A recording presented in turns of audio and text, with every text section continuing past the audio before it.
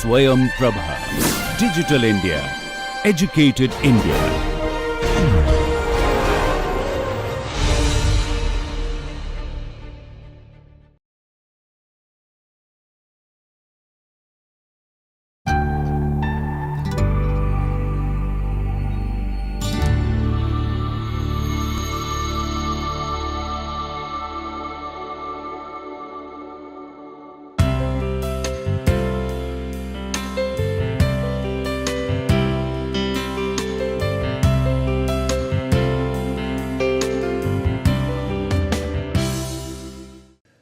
Welcome to the course, International Studies in Vernacular Architecture.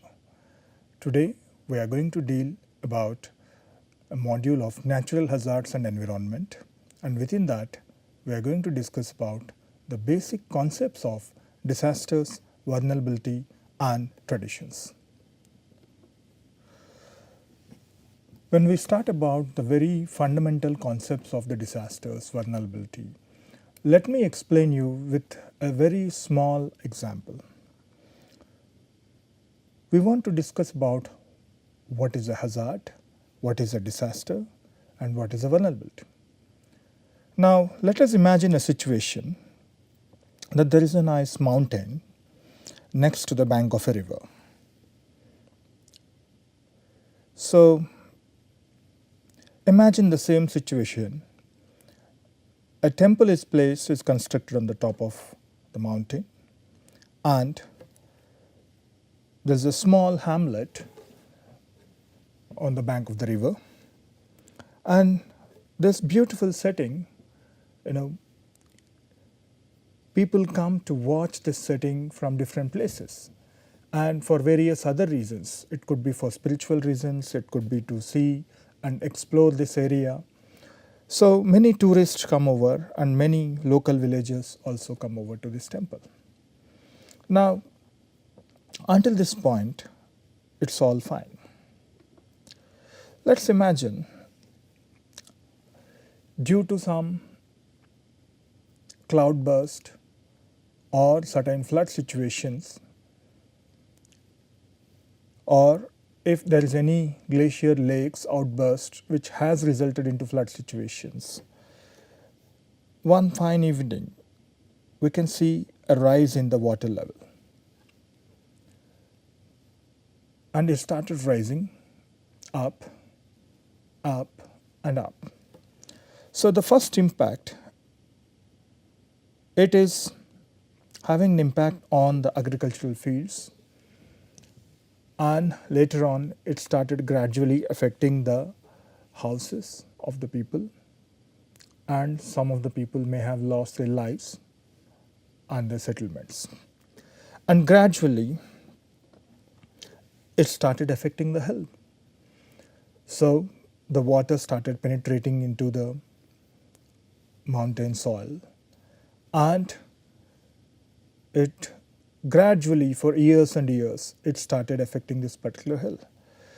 And sometimes they often see part of the land has been slided, and this erosion is continuous, and what we actually see is part of the mountain have fallen down. And now gradually even this mountain may fall down. So now let us take this simple concept. When the water level have risen due to the flood occurrence, it was a hazard. It was a natural hazard. When it started affecting the flora and fauna, that is where it is impacting the wildlife, it is impacting the livelihoods. Then it started affecting the dwellings.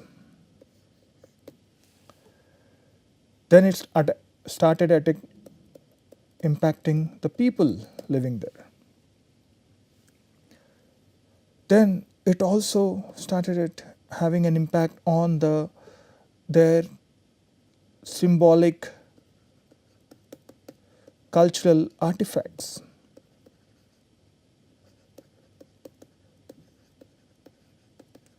Or monuments. So in all these three cases, an impact is seen, whether in terms of their livelihood, whether in terms of wildlife, whether in terms of flora, which has been protecting these settlements, it has an impact.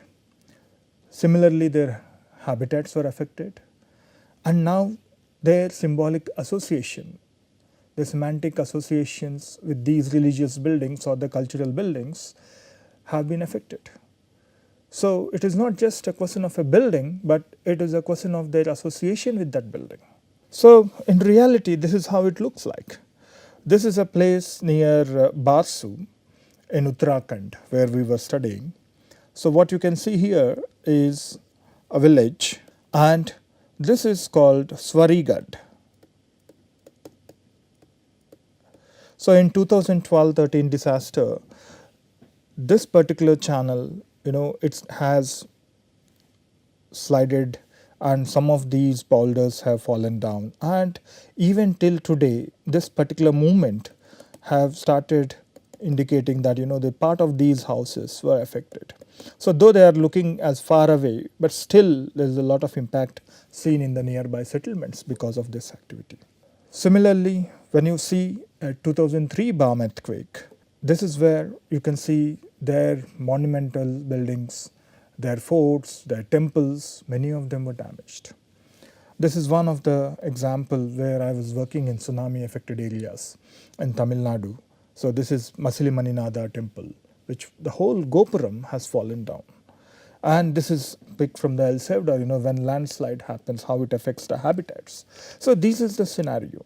So this is where we are talking about the hazard is a simple natural process, whether it is a flood, whether it is an earthquake, whether it is any other hazard, it is a natural process. But then what we really have to understand here is who are frequently affected, what kind of impact it is made on whom and when. For instance, when the tsunami have struck up in 2004 in the Indian subcontinent, many fisher folk have lost their lives.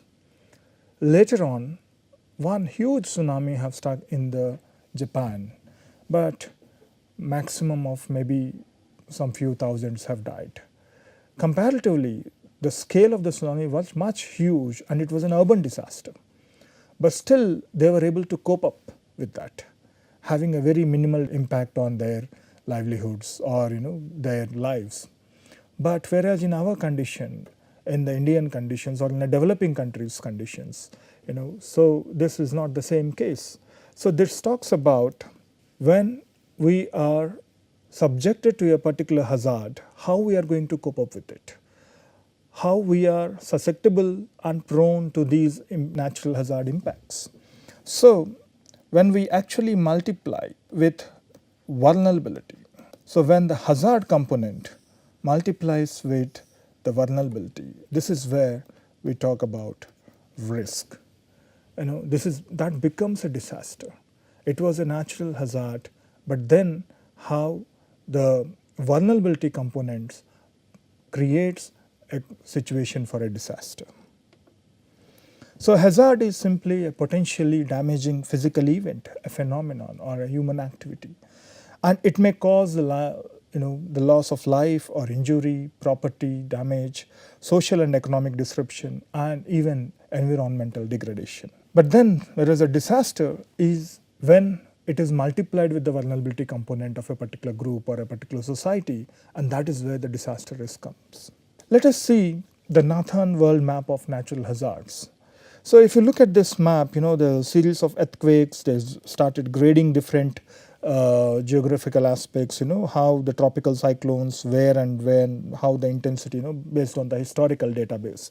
So they try to look at it. But if you look at it, some of the common phenomenon, one thing which you can actually is like some of these belts,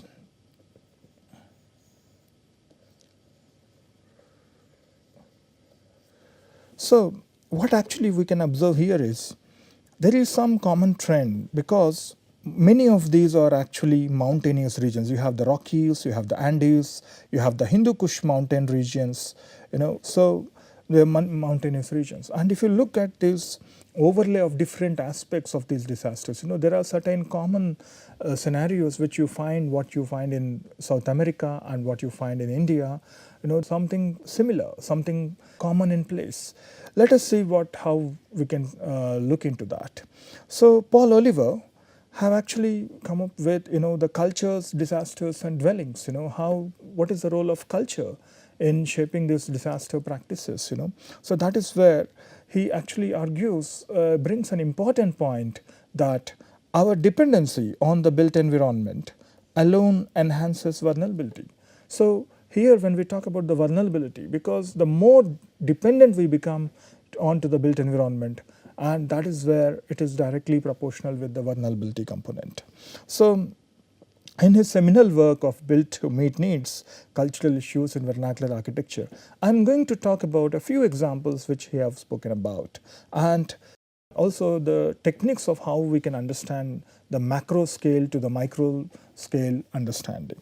So let us say when we talked about, yes, there are Rockies, there is Andes, there is a Hindu Kush mountain regions. So there is, if you add one more layer into it, that is where you actually can see there is a quake belt. The quake belt, which actually passes through these particular parts of this world. So that's why you see most of the Turkey, Iran, Afghanistan, you see the northern part of Pakistan, you have northern parts of India and the Chinese territories and some of the South American and the North American territories, which are frequently prone to these earthquakes. So because they are lying on the quake belt. Now you start adding layers by layers of information onto it. That's what kind of soils they share with. Like you can see the desert soils, because it's all the physiographic conditions. They're all influenced by the external environments, what kind of climate it has. The languages, if you see most of them, they speak Arabic here. And similarly, if you see the important evidence of the earthen building material is seen in this part of the world, where you can see the adobe constructions in Mexico, and similarly in South America, and you may see in the northern part of Africa, and as well as in the northern part of India, Asia, sort of thing, Middle East. So what type of vegetation it has, what type of agriculture it has, what type of religions who are mostly affected by these disasters. That's where you can see majority of the Muslim population lives in this particular regions, and because of the, so in that way there is an overlay of informations, whether it is a language, whether it is geography, whether it's a type of soil, everything. So this method is referred to as a cultural mapping, and it is mostly concerned with the comparability of the traits at the macro scale. We are talking at a more of a global scale or intercontinental scale, and its evidence may assist in heightening awareness of certain kinds of cultural attitudes and behavior patterns, but only as a preparation for the encounters at the micro scale. So for instance, let's say we plan for certain reconstruction in these Iraq or these kind of countries. So we can see certain similar attributes that have contributed to that particular whole region, whether it is the type of climate, whether the nature of soil, the kind of religion, the main dominant religion, so how their it has shaped their behaviors, so all these could be related to or cross-reference to each other. And as I said, many of these disasters, especially the earthquakes, they are evident in the quake belts, and also many of them are evident in the mountainous regions. So the EMDAT information talks about mainly the Hindu Kush mountain region. That is where the temperature is rising, and you have these Himalayas. Many of the avalanches are the root causes. There's a wildfires, there's insect infestations. There are a lot of multiple disasters which are actually being evident in these mountainous regions. So the photograph which you are seeing is somewhere in South America. The whole in the Huraz. This is the place where a small settlement is, and that has been affected in the recent disasters in the last decade. And if you really look at why the floods have affected this part of the settlement and what are the root causes for it, the root cause is not just something near the settlement. The reason is radiated from the outburst of the glacial lakes, which on top of the mountains. For instance, if you see this particular lake Palakocha grew from 0.5 to 1.7 million cubic meters, which is equivalent to 4,500 Olympic pools. And in 1947, this was the size, and 2009, it has grown up enormously.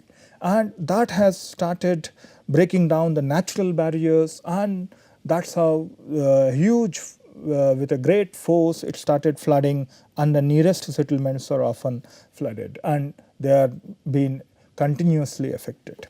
One of the classic example on the similar note, the recent disaster in the 2012-13, where we have seen the Kedarnath Dam and Uttarakhand state, where the Chorabari lake and the Cholabari, it has bursted, and it has caused devastated impacts on the hoteliers or pilgrimages, and the army has to go and lift many people back. So it was one of the important learning. But we have to see that this happens actually not, the reason is not just only at Kedarnath, it might be miles and miles away from it. And not only that, when we look at a disaster context, sometimes the cause may be across the geopolitical boundary. Maybe if tomorrow if China or some other territory builds a dam across the Brahmaputra river, yes, it will have an impact on the Assamese border or any other villages on this side. So, so the reason may not be at this stage, at this micro level, but it can spread across different boundaries. So that is where the latent conditions that may represent the future threats, because what will be our future possible threats, and these are all some hidden possibilities. Something else is happening somewhere, but it is affecting in some other manner. And this is where we can see, because one aspect we are talking about the climate change. Recently the frequency of the floods is also becoming evident, and which is again causing certain landslides, which is having an impact at these villages. And in the same village, now what happened to these traditional dwellings? So many of these stone construction, which are made for their local climatic conditions and local living conditions. For instance, we have these traditional dwellings where the ground floor is used for these cattle and upper floor used for the families to live in. So now many of them have got damaged because they are continuously getting cracks for the past 80 years. Because people believe that that's the whole land mass is sliding down, and gradually, including the newer constructions, they frequently getting damaged. And this is one more important aspect is it is called Garat. Garat is the traditional water mills of Uttarakhand. There are flour mills which are run by the water force. They're just constructed across near to a stream, so that there's a wheel attached to it, and which is attached to a stone boulders. So it actually creates a setup for a flour mill. And without any electrical energy, people rely on these natural forms of water mills. So, but even till today, because many of the streams have disappeared, and now people are not using these natural water mills, but they obviously have become dependent on the external sources, whether it is a nearby town or whether they are relying their life on the electricity, many others. So they are becoming more dependent on it. So earlier, if you look at it, there are many practices which are gradually changing with the slow onset disaster situations. Now many of these houses are abandoned because people are scared, because they are often developed many cracks and they are not able to live within it. So most of them, they are using it as a storage or maybe they are using it for putting the dry leaves, and sometimes they put their cattle in some occasions. So in that way, many of these traditional dwellings, they are overlooked, and newer forms have developed. Even then, they are also not sustaining for these present conditions. So this is a very fundamental understanding of what is a hazard, what is a disaster, what is vulnerability. And let us take to some of the frameworks.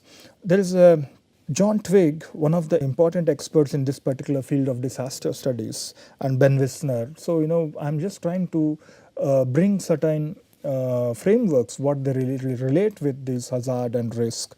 So one is, they talk about the disaster risk poverty nexus, the global drivers, because the whole world is not uniformly distributed with all wealth and natural conditions. For instance, Ghana is blessed with some gold mines, but it is still not in a very rich condition.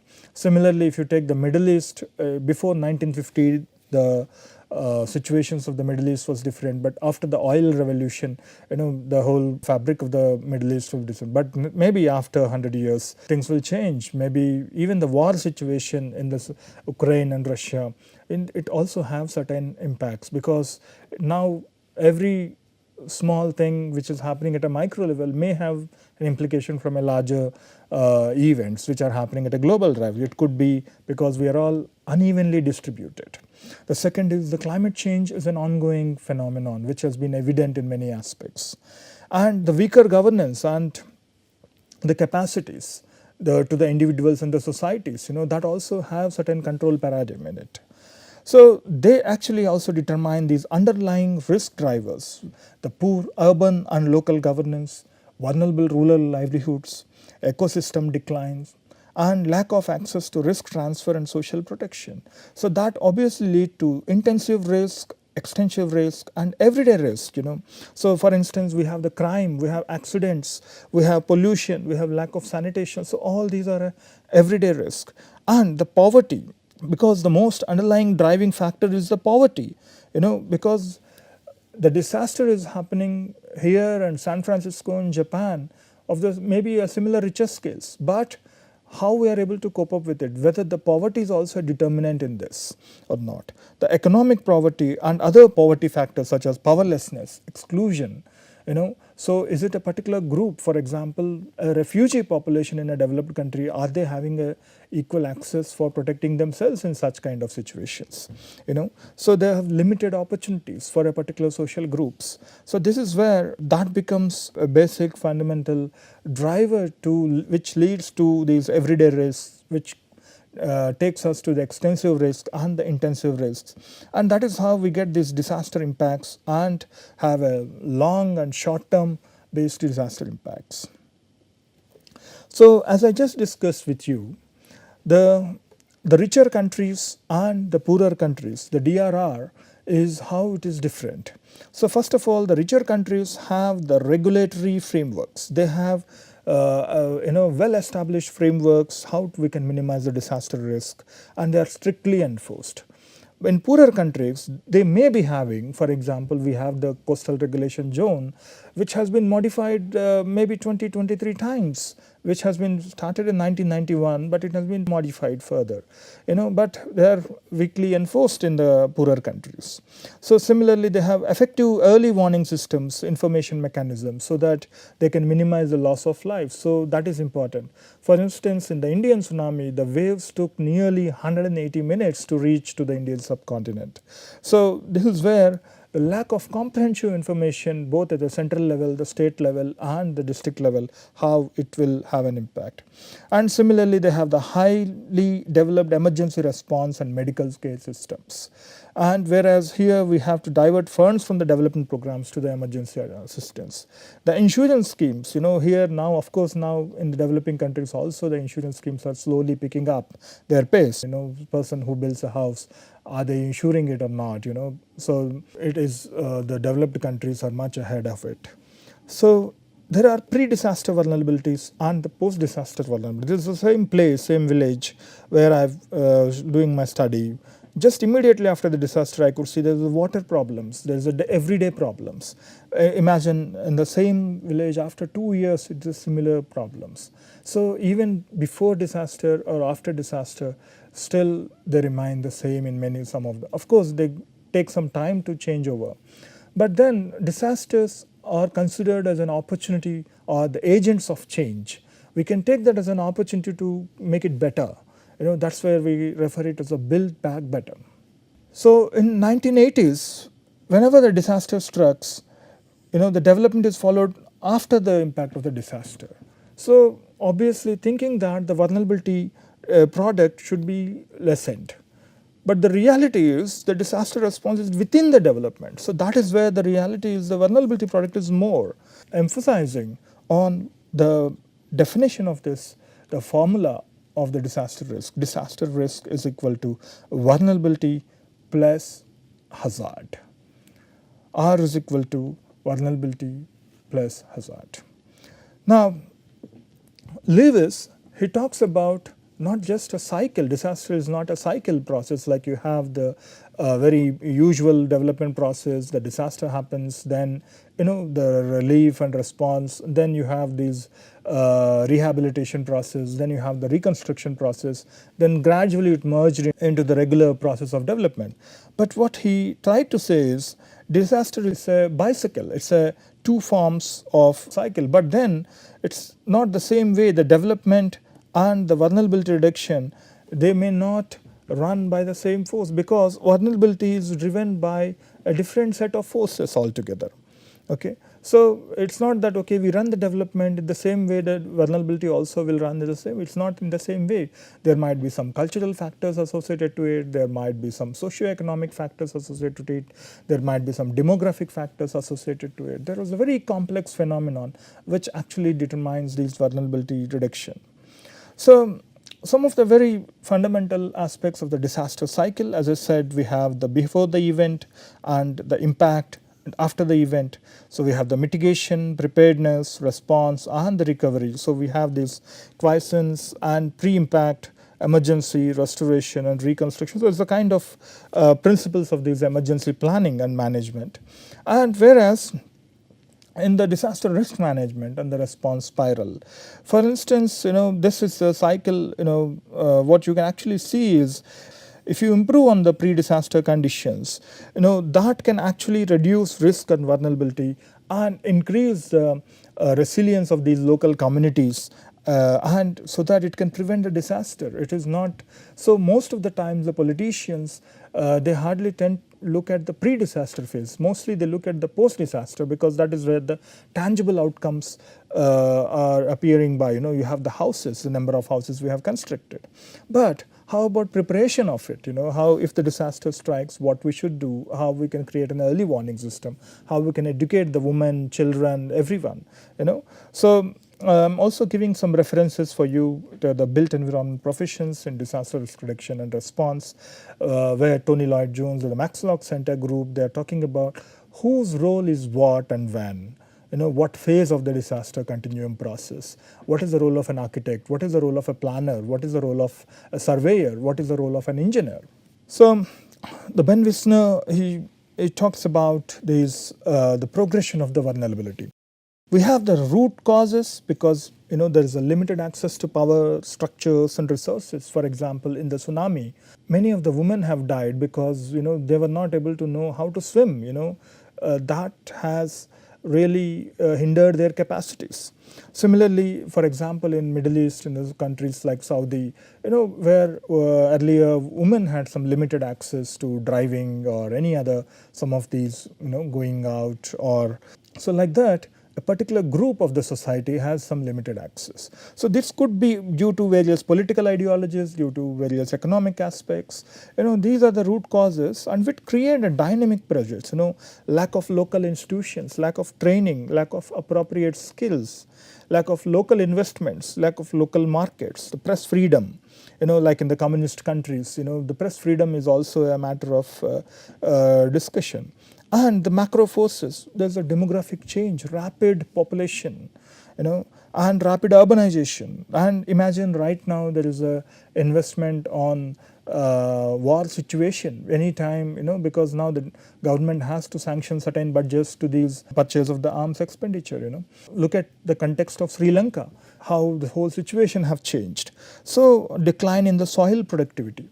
So all these are the dynamic pressures which actually result to unsafe conditions, whether physical environment, local economies, the social relationships, and lack of disaster preparedness. So in that way, this start building the pressure and creates an unsafe conditions. And on one side, the hazards come, which is a natural phenomenon. And this is where we observe that this is where a disaster pops in. This is where the hazard multiplied with the vulnerable situation, which has been coming through the global pressures and the dynamic pressures, and which has resulted in the unsafe conditions. So just quickly to wrap it up, I'll just brush through few cases which even Paul Oliver have talked about. So especially in central Anatolia, we have this house in a Greek village where the tufa pinnacles are there, and because of the wind erosion, they mostly they keep collapsing now and then.